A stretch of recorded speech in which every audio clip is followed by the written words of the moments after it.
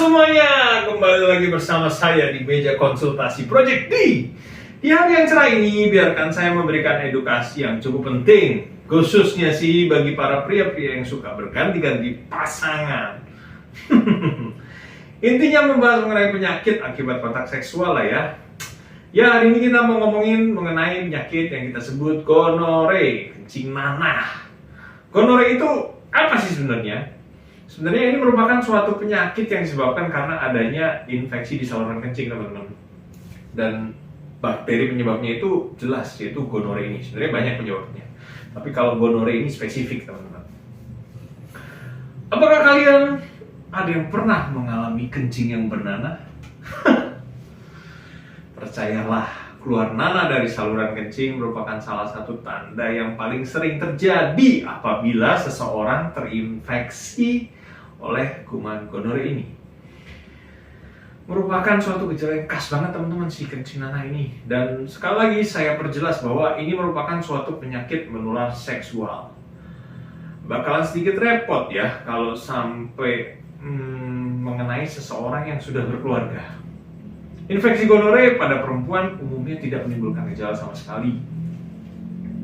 Bakal timbul gejala kalau misalnya kumannya menginfeksi organ-organ yang ada di rongga panggul. Tapi kalaupun timbul gejala, biasanya tuh ya bisa muncul keluhan nyeri saat kencing. Dan mungkin panas saat buang air kecil, dan bisa juga menimbulkan nyeri di daerah perut. Tapi mungkin nggak ada nanahnya gitu loh. Tapi kalau pada pria, gejalanya tuh langsung kelihatan dengan jelas, teman-teman. Yaitu tadi keluarnya nanah di saluran kencing. Selain itu, gejala lain yang juga dapat muncul itu ya kayak tadi sama nyeri, panas saat buang air kecil. Bahkan kalau misalnya infeksinya mengenai buah zakar, bisa nyeri buah zakarnya.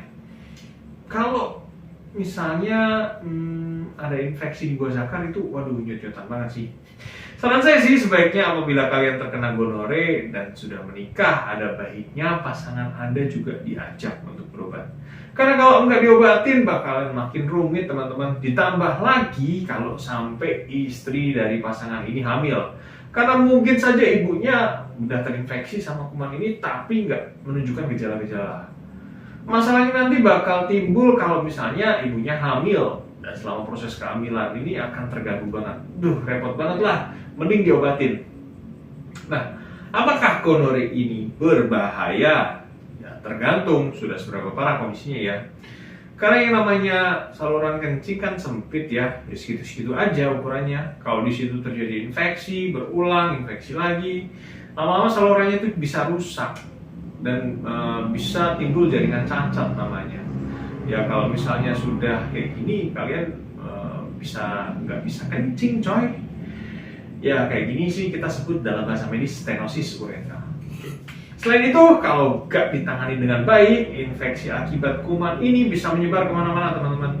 Bisa ke mata, bisa bikin radang sendi, dan kalau yang paling parah ya bisa bikin peradangan sampai ke selaput otak. Dan ini yang berbahaya.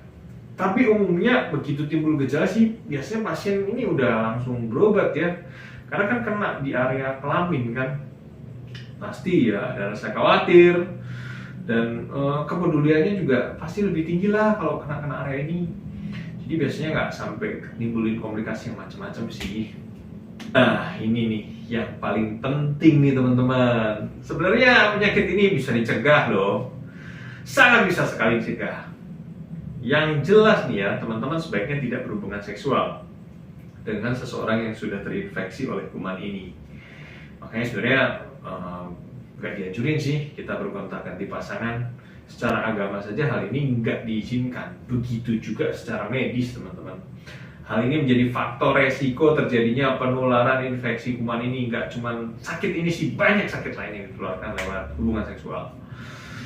Kalau misalnya kepepet banget ya, sebaiknya ya pakai pengaman lah. Dengan menggunakan kondom, penularan yang disebabkan oleh kuman ini itu bisa dicegah. Makanya buat kalian yang suka jajan, sebaiknya pastikan keamanannya lebih dulu. Safety first. Kalian juga masih bertanya-tanya kan, waduh, apakah gonorea ini bisa disembuhkan? Penyakit ini bisa disembuhkan tentu saja dengan obat-obatan dan berbagai macam cara pengobatiannya macam-macam lah ya. Yang jelas itu dibutuhkan antibiotik. Bisa antibiotik yang disuntik, bisa juga antibiotik yang diminum. Dan teman-teman juga jangan kaget ya kalau dikasih antibiotiknya tuh lebih dari satu, ya karena kombinasi gitu loh. Ya wes lah, kayaknya sampai sekian dulu ya video ini pembahasannya. Terima kasih. Kalau video ini ada manfaatnya, teman-teman boleh like, boleh juga di-share ke teman-teman yang lain yang juga suka jajan. I'm so sorry. Dan jangan lupa buat subscribe channel ini agar edukasi-edukasi seperti ini bisa tetap bertahan hidup. Terima kasih dan sampai jumpa.